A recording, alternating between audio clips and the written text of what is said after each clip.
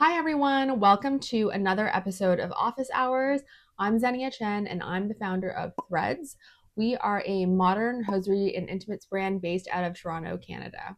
So Office Hours is a segment where every few weeks I will go through questions that are asked and submitted by our community, and I'll sort of do a deep dive on those questions and provide you with some answers. So I hope you are all having an amazing summer. I thought that this time of the year would be a great opportunity to actually go back to the classroom, and I'm going to do a little hosiery jargon or word 101 today. So why are we doing this? So over the years, we have gotten so many emails and DMs from people asking us to define certain words in the hosiery world. So it could be them asking us to define what a certain style means or a certain word in a product description, or they'll say, what's the difference between X versus Y? So today I'm going to cover the top 8 words in the hosiery world that I think confuse people the most. So whether you are a beginner or an expert in the world of hosiery, I hope you come away from this episode having learned something new and also a sense of empowerment when it comes to navigating, the different brands and styles out there. So let's get started. So first off, we have the word tights versus the word pantyhose. And I'm going to talk a little bit about what is the difference between these words. Is there a difference? So generally when people use the word pantyhose, they are referring to something that's a little bit more sheer. So maybe something that's a 5 or a 20, denier, anything sort of in that range. But again, something a little bit more sheer. Tights, on the other hand, people use that term to describe something that's a little bit thicker. So maybe a 50 or a 60 or even a 90 or 100 denier, something that's a little bit more opaque. That being said, these terms differ greatly depending on where you are in the world. So for example, in the UK and in a lot of parts of Europe, people use the term tights to describe any type of hosiery. So regardless of the thickness, they will use the word tights to describe even something that's very sheer. In the US, however, I'm pretty sure the term pantyhose actually originated in the US. So people in the US and Canada, North America, are a little bit more particular about using the word pantyhose to describe something that's a little bit more sheer, and maybe tights for something that's a little bit thicker. So to keep things very simple at Threads, we actually use the word tights to describe everything that we have that's hosiery related. And I can tell that this is something that actually bothers a lot of people. We do get a lot of comments on social media or sometimes by email when they ask us, why are you referring to the sheer contour as sheer contour tights? But this makes sense because the majority of our customers are from North America. So it would make sense that these customers want to see a little bit more of a differentiation between, pantyhose and tights. Every time we post an ad using the word tights, we get a lot of comments from people saying, no, those aren't tights. You should be calling them pantyhose or nylons or stockings. So yeah, the reality is there are so many synonyms, and I think you're probably never going to find a common term that describes everything. I don't know, maybe the word hosiery describes everything, but you're definitely going to find people who want to call it tights and also people who want to call it pantyhose. So yeah, to keep things simple, we just call every hosiery style we have on our website tights. I also personally don't really like the word pantyhose. I'm sure a lot of people out there can agree. I think a lot of the times it's because there's the word panty in there, which I don't know, it's just falls into that category of words that I'm not the biggest fan of. So yeah, I'm sure that also has to do with why we decided to call everything tights on our website. So I would love to hear what you guys think about this tights versus pantyhose distinction. I don't think you're ever going to be able to find a word that every single person in the world agrees with, which, makes it interesting. So next up, we have something a little bit less controversial, the word denier. So this word is everywhere. It's in every product description, online or on packaging. And I think if you want to find the perfect pair of tights for yourself, you absolutely need to understand what this word means. This actually might be one of the most important words, if not the most important word, to understand if you are trying to find the perfect pair of tights for you. It is one of the most important descriptors of a pair of tights that you're about to buy or wear. The official scientific definition of denier and textile is a unit of measurement that describes the linear mass density of a fiber. So, in simpler terms, the higher the number, the thicker and heavier the yarn. So, a higher denier would mean a thicker appearance, while a lower denier would mean a more sheer, thinner appearance in general. So, of course, there are exceptions. So, our sheer contour light compression tights wear like a 20 denier sheer tight. However, because they have compression in them, they are actually a 70 denier tight when it comes to the technical specifications of this product. And why is that? So, due to the compression, the yarn is actually a lot heavier and more robust than your average 20 denier yarn. But again, due to the Lycra content that we've put in there, it actually wears like a 20 denier. So anyone who has worn our sheer compression tights will tell you that they are indeed nude tights, but they do feel more snug, and it's because the yarn that we use is more robust. So I would say, before you buy a pair of tights, you need to look at the photos and the description, but also you want to see what the technical specifications are. But generally, you can assume that a product with a lower denier is going to be more delicate and more fragile than a product with a higher denier. So I'm going to go back to the compression tights example. I have mentioned this in the past. So even though our sheer contour compression tights wear like a sheer tight, they're actually a lot more durable and strong than our regular sheer tights because they are the higher 70 denier tight. If you are someone who's a little bit more rough with your tights, I would say try to go for something that's a higher denier. And again, higher denier doesn't mean you always have to go for the most opaque styles. You just need to find a pair of tights that, wears like a sheer tight, but is actually a higher denier, and usually you would find that in the compression section of hosiery. So sometimes brands will use the term sheer, semi-sheer, semi-opaque, opaque. Those terms will actually describe the look of the tight a little bit more, but my issue with using only those words and not the correct denier specifications is there could be a lot of different deniers within sheer. So a sheer tight can be a 5 denier tight, but it can also be a 20 denier tight. And the 5 denier tight is going to be a lot more delicate and fragile than the 20 denier. So again, I think there's a big difference between a 5 and a 20 denier, but the term sheer would sort of cover both of them. So this is why, I like those words because it, does a good job of describing the product to the average person. But I think when we want to get really technical, it's better to use the term denier. Our next word is elastane. So you might see the word elastane in the product composition description of your tights. Sometimes you'll also see the term Lycra or Spandex. For all intents and purposes, these are all saying the same thing. So Lycra is just the patented name that people have for elastane. So what is elastane? So elastane is a synthetic polyurethane material that adds stretch, and it's pretty much in every piece of clothing that stretches. So bathing suits, leggings, socks, you can pretty much guarantee that your pair of tights does have elastane, or else it wouldn't stretch. So, and again, as I mentioned, Lycra is just the brand name for elastane. The chances are very high that you'll see this word in the product or fabric composition notes of your tights. A lot of the times, the higher the percentage of elastane, the stretchier it'll be, which, is helpful to know because if you are looking for something that has a great range of stretch, you probably want to find something that has a higher degree of Lycra or elastane. Okay, next up we have the term double covered yarn or double covered knitting.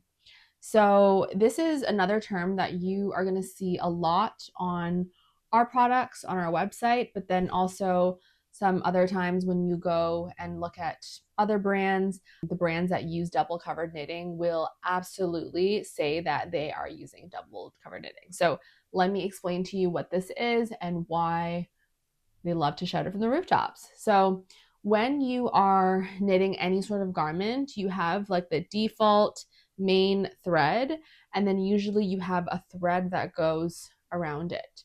So when a piece of thread goes around it once, and it being the main thread, I will put a diagram here. Double covered knitting means after the first thread goes around the main thread once, there's also another thread that goes around it twice in the opposite direction, kind of like a crisscross pattern. So this enhances the durability and the robustness of that yarn. And the reason why it's so great is it essentially just doubles the strength of that main yarn. And as we know, it's very important in hosiery, right? Especially if you are wearing a sheer pair of hosiery that's maybe like a 10 denier and 20 denier, you kind of need all the strength that you can get because the material is so sheer. This type of knitting costs twice as much as single covered knitting, of course, because you're using almost double the materials, but also the time and the labor. So essentially, our machines are going over that main yarn twice. So if you have a product out there that's made with single covered knitting, you're not going to hear the term single covered knitting because it's not really anything to write home about. But if a brand is using the double covered knitting methods, they definitely are going to advertise that because it is synonymous with higher quality and durability. So double covered yarn is typically used in premium hosiery and lingerie. And if you see it on the product description, that's a good sign. So we love double covered knitting and we love double covered yarn. All right, up next, we have the term shaping tights.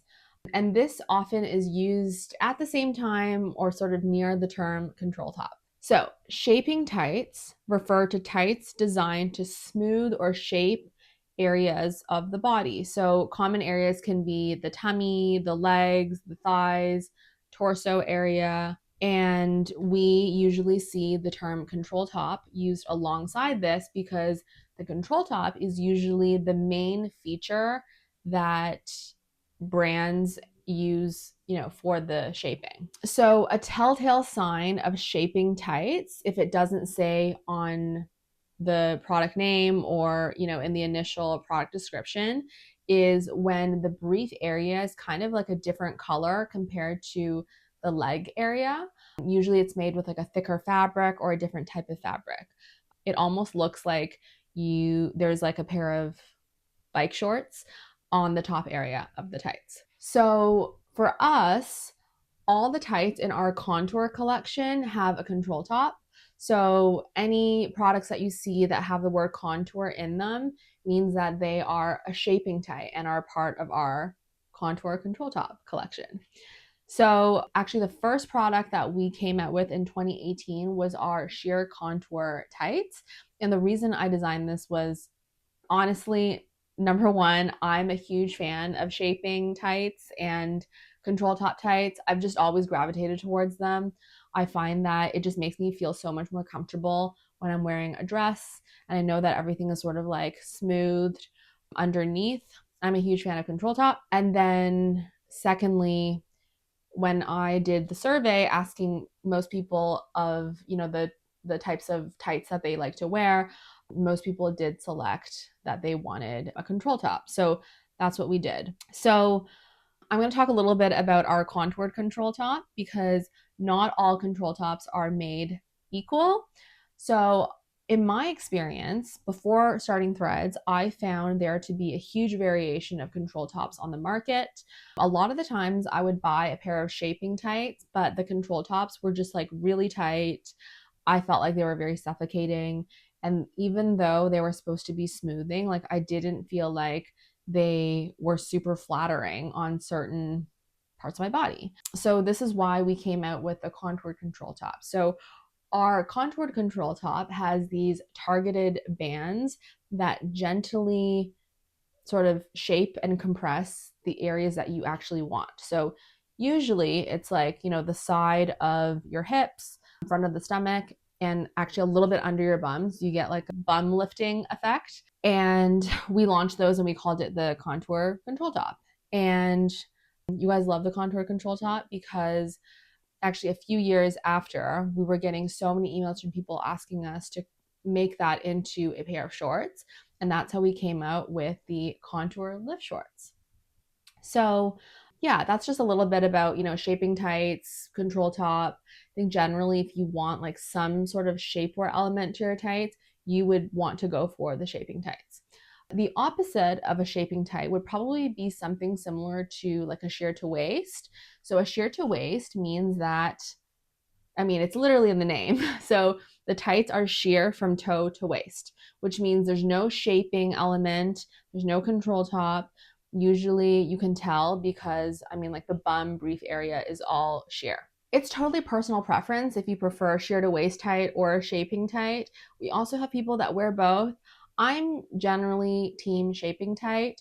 There have been times, of course, where I do wear the sheer to waist tights, and actually most of our seasonal pattern tights are more in that sheer to waist camp. But mostly I love our contour tights. So yeah. All right. Next up, we have the word gusset. So I sort of unpacked this word in the previous office hours episode when I talk a little bit about why we haven't made our seamless tights work. And the gusset is basically a small patch of fabric that goes in the crotch area of your tights. And a lot of the times the gusset gets a bad rap, which I think is very, very undeserved. So the gusset is a small piece of fabric in the crotch area of the tights. So we make ours with cotton. And I don't know about all brands. I'm pretty sure some other brands do make them with other more synthetic materials, but it's very important for threads to make this gusset with cotton. And the reason for that is we know that about half of all tights wearers wear their tights without underwear. So say pretty 50-50 on whether or not you wear underwear with tights and you don't wear underwear with tights. Totally personal preference. But if you are not wearing underwear with tights, you need a fabric down there that's a little bit more breathable just for your overall health. So cotton is widely known as one of the most breathable materials, especially as it pertains to your overall health down there. So that's why we love the gusset and we make our gusset with cotton. Again, I can't say that all brands out there do that. So I would definitely recommend to check what the material of the gusset is before you buy a pair of tights. It's not one of those situations where, if you wear tights with a synthetic gusset once, it's totally awful. But I think it's one of those things where in the long run, it's way better for your health down there if you do wear tights with a cotton gusset, if you are wearing tights without underwear. So I talk about this a little bit more in one of my previous episodes. I will link this down there. But essentially what you need to know is the gusset is a small piece of fabric that is in the crotch area of your tights. I am very pro gusset. I think it's very important. I will die on this hill. So I hope that helps define that word. So next up, we have flat seams. So we like to talk about flat seams a lot on our website. You can probably see it on most of our product descriptions. And the reason for that is that we're really proud of them. So flat seams are knitted in a way where the seam sits flat on your skin, as the word suggests. But this means if you're wearing something that's, sort of tight on top of your tights, it has the lowest chances of sort of showing through your tights. So if you are wearing a pair of tights with, regular seams and you're wearing like a tight dress over or pants, the seam is more likely to show through, which, we obviously don't want. And we are really proud of flat seams. They are sort of like the hallmark of European hosiery. and it takes more time and just like a deeper craft to really get it right. So yeah, that's why we're very, very proud of our flat seams. They take a lot longer to make, but then are also considered to be more premium, which they are because they're more comfortable, they're less likely to chafe your skin, and the chances of them showing through your clothes is a lot less. Yeah, so funnily enough, before I started Threads and I was just merely a consumer of tights, I never thought to pay attention to the product specifications and the technicalities of how the seams were being knit. And now that I'm so much more knowledgeable and I truly understand what that means, I always tell my friends who are wearing tights all the time, I always say to them, look for products with flat seams because, it's not just like a fancy thing to put on a pair of tights, but it makes a huge difference in terms of your comfort because the seams go against your skin. So if you're complaining about itching and chafing all day long with your tights, you should probably take a look at how those seams were knit, because I can almost guarantee you that if you are wearing a product with flat seams, you will not be complaining about the chafing and the itching. It's all these very little things and changes that make a very big difference in your overall comfort when wearing a pair of tights. So our final term of the day, we have stockings versus stay-ups or hold-ups. So what is the difference between these words? Do they both fall under the category of thigh highs? What's going on? So I would say both of these words do fall under the category of thigh high. So when we are describing a cut of hosiery that ends at your thigh, we will talk about them as stockings or hold ups or stay ups. A lot of the times you'll hear people talk about stockings just in general. So yeah, I would say both of these terms fall under the categories of thigh highs, which is a cut of hosiery that ends at your thigh area. So generally, stockings mean that these thigh highs do not have any sort of grip or self stay up mechanism. So in our case, we have thigh high stockings that are stay ups and hold ups, which means that there is a double flat silicone band that is really meant to grip your skin in a very gentle way, gentle but effective way. And it's meant to stay up without the use of any garters. So if you are buying stockings, that means you're probably going to also be buying some sort of garter belt for them to stay up, or else they're just going to fall down. And you can also use a garter belt with the hold ups or stay ups, although sometimes you might have a little bit of a harder time fastening the buckle. All right, so that's it for today. I hope you enjoy that overview of the top 8 most commonly questioned terms in hosiery. Again, no matter if you are a beginner or an expert in the world of hosiery, I hope you learned something new today. If you have comments about any of the terms that I described, I would love to hear them in the comments.